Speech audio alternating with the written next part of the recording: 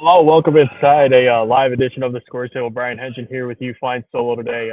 Courtney's dealing with some illness, and Danny and Josh were unable to join today. We're going to be joined by Austin Huff of the South Bend Tribune. He's down in Huntington, and then Kyle Soklin is going to join us from down in Jasper, where Danville and Chittard play a great game. Danville snuck out the win there over Chittard, and they'll play Gibson Southern in the nightcap. I am up in LaPorte, where Noblesville just took down Valparaiso in a game that wasn't all that close. Meredith Tipner came out, had a great game.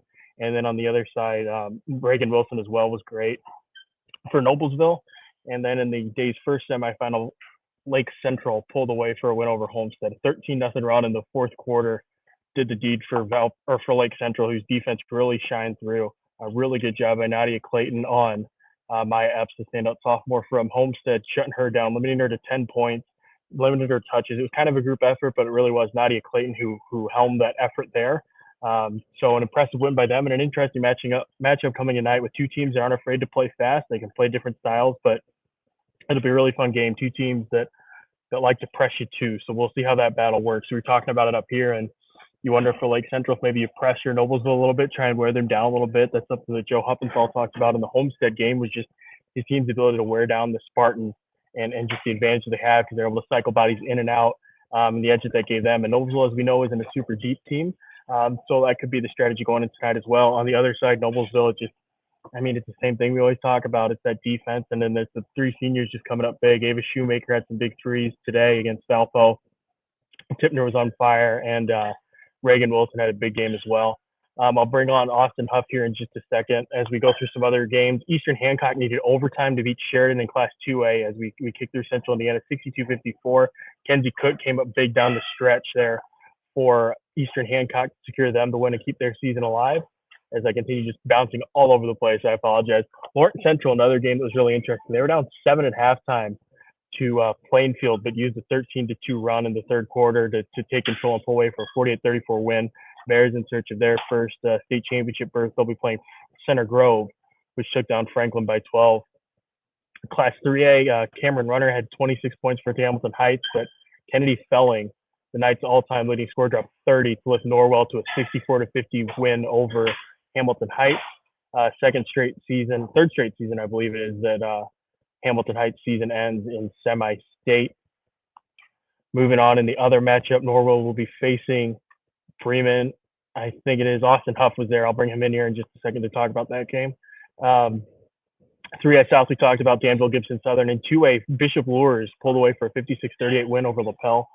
Following that game from afar on Twitter, it doesn't look like that game was all that close. Lanai Wills, 15 points, 8 rebounds for LaPel. Maddie Pointer and Annalise Stowe had 9 and 8 points apiece. And they'll play Andrean, which upset Lewis Cass 35-25. Andrean gets into the semi-state finals at 14-14 against Bishop Lures. Bishop Lures comes in at 18-6. Brownstown Central knocked off Linton Stockton. Brownstown Central overcame a 9-point deficit there in the fourth quarter. And they'll play Eastern Hancock, like we mentioned. They won overtime over Sheridan. And then in Class A, you had Clinton Central rolled by Union City. Marquette Catholic took down Caston 41-34. Lanaya Davis, the Marquette Catholic standout we talked about earlier this week, put up 26 points. And then Giselle Chaves and Natalie Robinson iced the win with some free throws. And bringing us home here, Lanesville 62, Jacksonville 38. And finally, North Central Farmersburg 54, Wood Memorial 53. And that might have been the game of the morning session with Jalen Davidson hitting the game winner with about 17 seconds left for North Central. So that gets you caught up on everything. We're going to go ahead and bring on Austin Huff here to talk about his games. Austin caught the tail end of that Hamilton Heights game against Norwell, and then he stuck around for Bremen versus Northwood. Bremen knocks off Northwood 45-43. Austin, what's up, buddy? Good, Brian. Can you hear me? Yeah, I can hear you fine. Can you hear me? I am concerned. I wasn't sure. The Wi-Fi just blocked StreamYard on the laptop, so I'm on the phone with my hair looking all beautiful with the lighting. So I'm looking. This is great. So we're with me and Goshen News reporter Matthew Lucas are two of the 4 people in here with the 2 janitors. So it's great. We're all fighting through technological difficulties. I can't get my headphones to connect to my good computer, so I look like you're I'm in underwater. some sort of movie. Yeah. You're underwater. Yeah.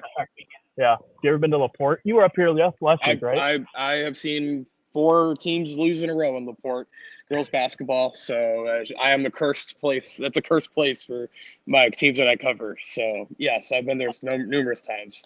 I'll be perfectly blunt with you and the 5 people watching right now. If Valparaiso would have pulled off the Oh, I lost you. We lost you. I can't hear you, Brian. Cool. Still can't win. There we go. There we go.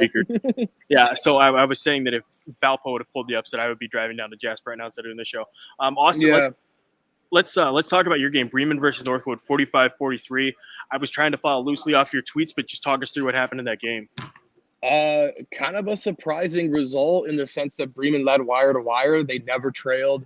It got close. It got down to 2. Obviously, the final score was 2 points, but Bremen did a really good job of shutting down, for the most part, Claire Payne from Northwood. They basically threw 3 players at her anytime she touched the ball. She's 6'2". Bremen doesn't have a girl over 6 foot on the roster that plays at least. So they were just doing everything they could, and they bottled her up, and they kind of frustrated Northwood a little bit. Also, it didn't help that Northwood couldn't hit the broadside of the barn. First half, they only had 15 points. I don't think they made a 3-pointer. It seemed like the whole night. I think it was 4 of 30 from 3 was the final number. So just not a great performance, but kudos to Bremen, man. They played really good defense. They hit timely shots. Elena Grubbs, 12 points, 13 rebounds, had a really nice game as a sophomore.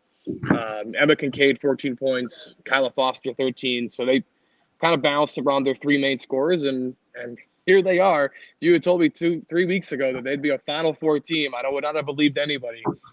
So I would have lost a lot of money, actually. So, but kudos to them, and they're going to play for a semi-state championship tonight. I don't think anyone had that on the bingo card. They're kind of just riding some kind of magical run here. I remember you and I were kind of talking about it the other night, and then I wrote about it, but they're on some kind of heater. Voodoo magic. I don't know who they prayed to before the postseason began, but they're still kicking, baby. So it's kind of cool to see it. So you caught a glimpse of Norwell then, and obviously you cover Bremen pretty regularly. What do you make of that matchup coming up here tonight, and what are they saying about it? Yeah, so I talked to Coach Robinson from Bremen after the game, and obviously they know what the challenge is ahead. I mean, Norwell beat the number 2 team in Sagarin by 14 points, and it was never a game, right? So Bremen understands the different level of competition coming up here later tonight, but it's going to take a lot. Bremen's going to need a miracle. Norwell is really good. I think them beating Hamilton Heights by 14 illustrates that. So it's going to be tough, but look, we've been doing this long enough. Crazier things have happened. So the fact that Bremen's here to begin with, right? They're going to play with house money. They have nothing to lose. They weren't supposed to be here. So I'm not going to predict Bremen to win. I still think Norwell probably wins this one comfortably, but I'll gladly take the old takes exposed if that happens. Bremen wins this game somehow. So, 3rd time that Bremen's beaten Northwood, by the way, since 2001 season. So it's been it's interesting because Michaela Shively, when I was talking to her during the week from Bremen, she mentioned like Bremen and Northwood get compared a lot because they're very similar sized. Obviously, both in 3A, they're right next to each other. They're separated by less than 10 miles.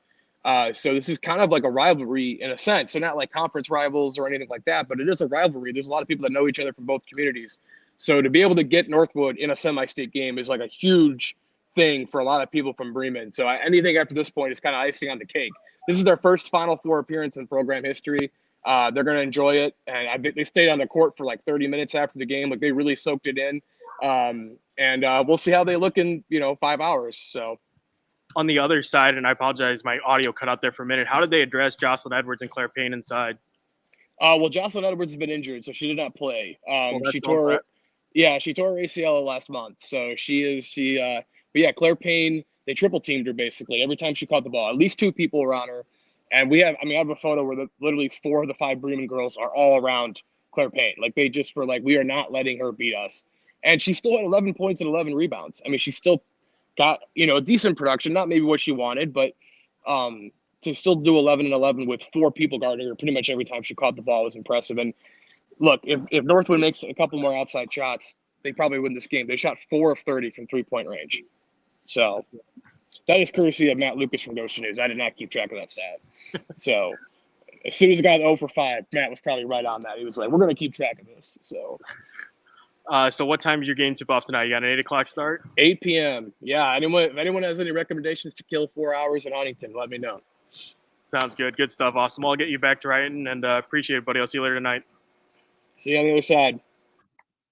All right, we're going to go ahead and bring on Kyle Soakland here. Kyle took in both the Danville Shatar game, and then he also got Gibson Southern Scottsburg. What's up, Kyle?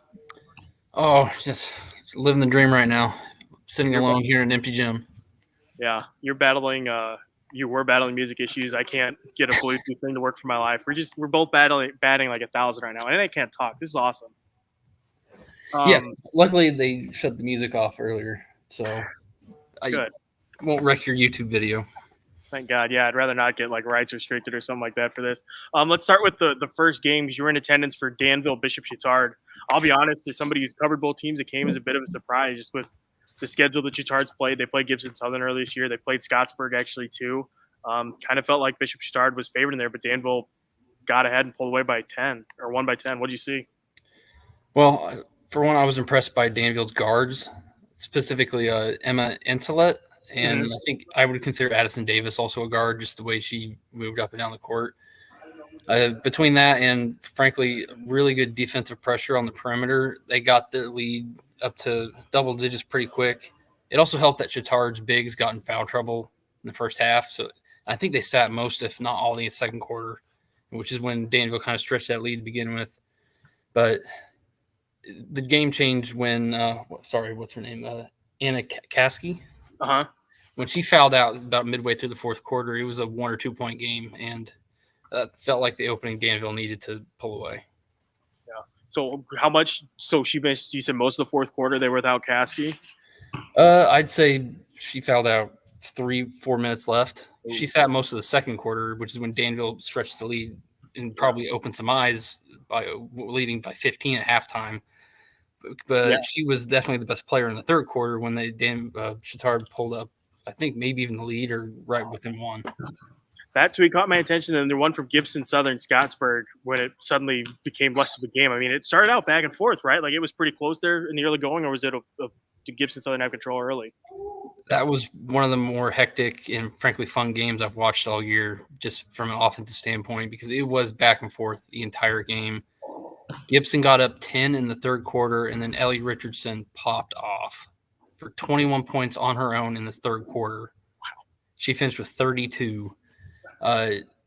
Just ridiculous game. And then I think Gibson just kept attacking. Finally, Richardson and a couple of her shooters missed for the first time it felt like in 30 minutes. But just, Gibson, the score did not indicate how close that game was for 3 quarters. Yeah. Holy smokes. So she just hitting them from everywhere on the floor, basically? Yeah, she's very good off the dribble. Kyle Brasher told me earlier in the week that she was a left-handed Gabby Spank, which is his best player and point guard. And she looked at it because she was beating – Gibson liked to switch switch defenders because Scottsburg would just dribble off around the perimeter and try to get an open look. She would beat whoever they threw at her. She even hit a couple corner threes. It was ridiculous. I haven't seen someone go off like that in a while. 21 points in a quarter. That's unbelievable, let alone at this stage of the season. My God. Yeah. But then Chloe Graham on the other side finishes with 30 plus 8 boards. Big game for her, just a upperclassman stepping up, making plays when it matters most. Yeah, and the thing is, first quarter, it felt like she was just kind of hidden because some of the other players were stepping up. So she had 27 of her 30 after the first quarter. And, she's known for a three-point shooter, but I felt like she got to the basket better than she has normally. I have to total them up, but she hit a lot of free throws, a couple spin moves to get easy buckets. 30 points from her, 27 from Spink. It felt like a mini state championship game, even though I'm sure whoever came out of the North will have something to say about that, or even Danville here tonight. Yeah, what was Gibson Southern from their side? What was their assessment of Danville now looking ahead to tonight? Well, their assessment of Danville? Yeah, or what are they making of tonight's matchup? Do you talk to them much about it? A little bit. They actually have been able to scout them early in the year because they were in the same Toyota Classic back in December, but they didn't play each other. but at least they are somewhat familiar with them. And I talked to Graham after the game. Basically, he just said, get stops. I mean, you don't want to give up 66 points and need 80 to win, but if you can get some stops and let this big three for Gibson Southern cook, then who knows what can happen. I feel like it's just defense. Good stuff, Kyle. You have an 8 o'clock start tonight. And how many area teams do you have left? Is that your last one, or do you have somebody down in Class A left? No, Wood Memorial lost in the final seconds to North Central Farmersburg in New Albany. So it's just Gibson Southern for us left. It's a 7 p.m. Central start. Good stuff. Good stuff. Well, I'll let you get back to it, buddy. Have fun. All right. Thanks, Hank. Yeah. It's Kyle Soakland from the Evansville paper. He joined us to talk about the games down in Jasper. I have some stats from the Noblesville game. Meredith Tipner, like I said, had another phenomenal game. And I think, it feels like these games she's kind of making statements for inserting or building up her case early now for Miss Basketball next year and what's going to be just an exceptional race with so many talented players around the state. But Tipner finished with 20 points, 7 assists, 10 rebounds, and a couple blocks. Reagan Wilson had a really great game offensively. Obviously, that's not the only way that she ever impacts a game, but she was really good offensively today. She put up 15 points, 3 assists. And then let's see who else for them. 9 points for Ava Shoemaker. She started the game with a 3, started the second half with a 3. That kind of set the tone on both ends there for Noblesville. And Cece Quigley put up 9 as well with 7 rebounds, or 8 rebounds, 7 of which came on the offensive end. The thing with Tipner and her rebounding was Donna Buckley challenged her before the game to get rebounds. And that's what she did. She went out and she got 10 as Noblesville moves on now to face Lake Central in the semi-state championship game. I need to get to riding, so we're going to cut this off here at the 17-minute mark. But thank you all so much for watching. We might have a show on Sunday, but more than likely with my travel schedule and everything else that everybody has going on, we'll probably be back early next week with some state championship game content. So thanks to everybody who stayed with us and watched this, and we'll talk to you again later.